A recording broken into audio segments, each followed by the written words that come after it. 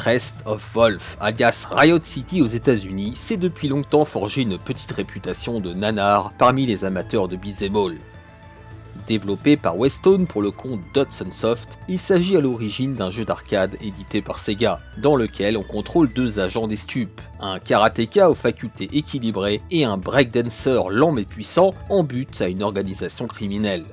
La conversion éditée 2 ans plus tard sur PC Engine prendra quelques libertés avec le scénario original pour se coller au plus près, et c'est peu de le dire, du hit de Capcom. Malgré sa sortie confidentielle, Crest of Wolf avait eu droit à un test de 3 pages dans Console Plus et de 2 pages dans Joypad.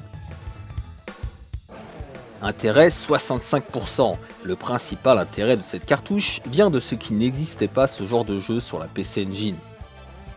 Crest of Wolf est une médiocre copie de Final Fight. Le fait qu'il s'agisse d'un clone n'est pas une mauvaise chose en soi, car la PC Engine manque de ce type de cartouche, mais encore aurait-il fallu qu'il soit réussi.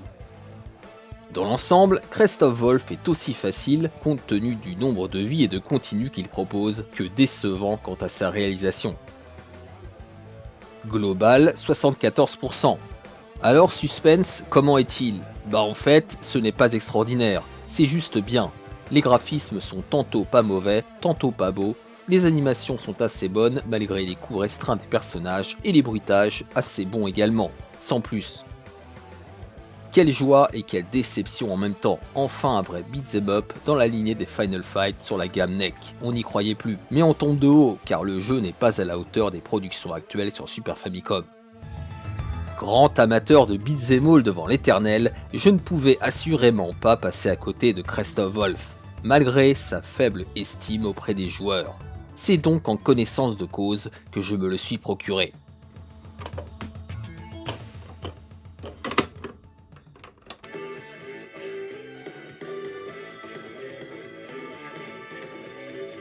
Après une longue introduction, le joueur atterrit sur un menu dépouillé, donnant le choix entre lancer la partie et aller dans les options.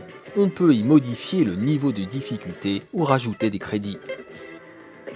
Première constatation, l'ambiance post-apocalyptique de la version arcade a été atténuée dans cette adaptation, notamment au niveau du look des héros et des ennemis. Le jeu ressemble désormais plus à un vulgaire clone de Final Fight, et ce dès l'introduction. Ce qui est regrettable. Quoique un peu terne, le jeu n'est pourtant pas laid. Les décors ne manquent ni de détails ni de variété, tout comme les PNJ.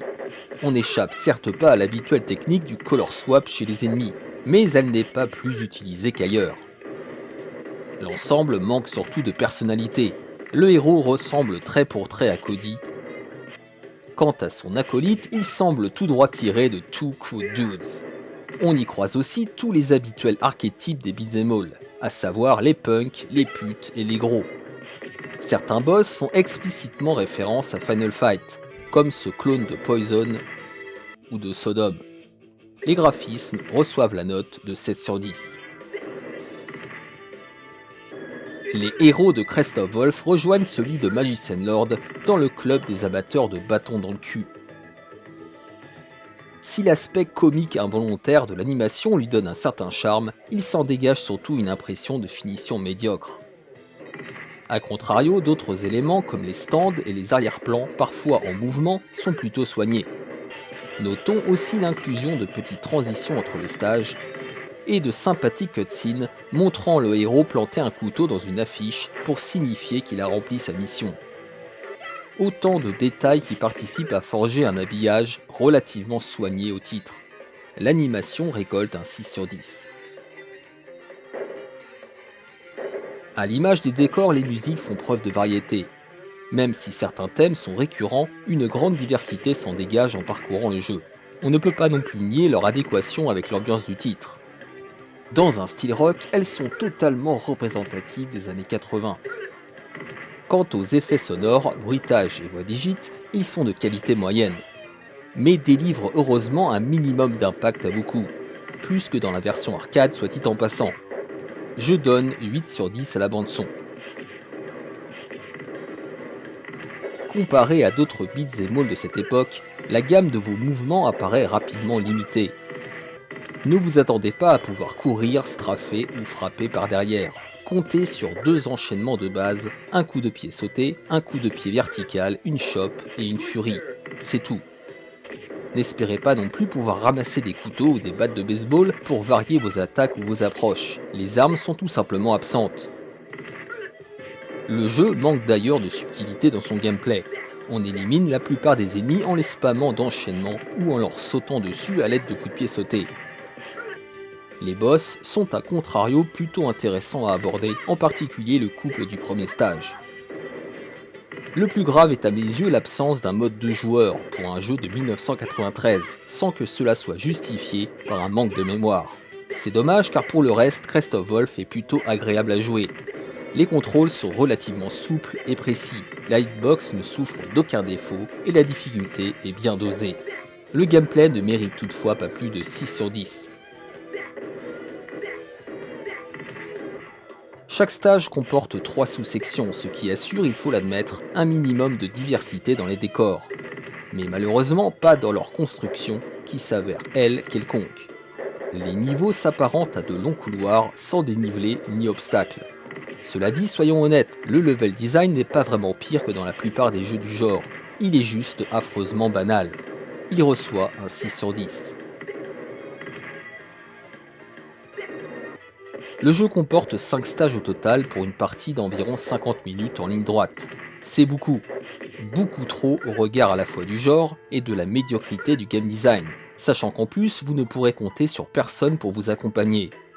Alors, si on le parcourt sans trop de déplaisir la première fois, voire la deuxième, la question de savoir si on y reviendra par la suite se pose. Et même s'impose, tout comme la réponse.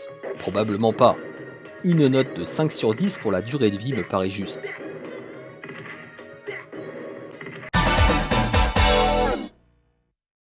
Versus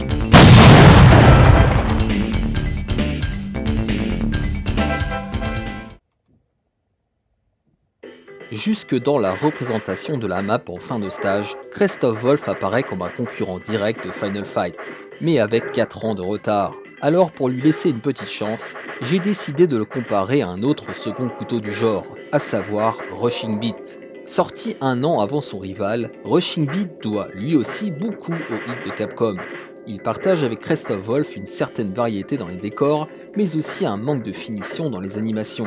Son gameplay est également trop classique, à l'exception de la présence d'un bouton pour courir et d'un mode colère, qui booste temporairement la puissance de vos coups. Dernier point commun entre les deux titres, leur longueur excessive. Plus efficace qu'un somnifère, Rushing Beat est toutefois jouable à 2, lui. Et rien que pour ça, il remporte la victoire. wins! Comme le disaient les testeurs de Console Plus, la pauvreté de la ludothèque PC Engine en matière de beat'em all fournit le meilleur argument pour se procurer Crest of Wolf. Pour le reste, il est difficile d'appuyer une telle entreprise. Le titre de Westone s'avère d'une banalité affligeante, et ce à tout point de vue. La version arcade dont est tiré le titre avait au moins pour elle son ambiance post-apocalyptique assumée. Par miracle, Crest of Wolf n'est pas déplaisant à jouer. La souplesse de ses contrôles et son aspect défoulant le sauvent. Mais il s'adresse en priorité aux amateurs du genre et aux collectionneurs. Crest of Wolf reçoit la note finale de 6 sur 10.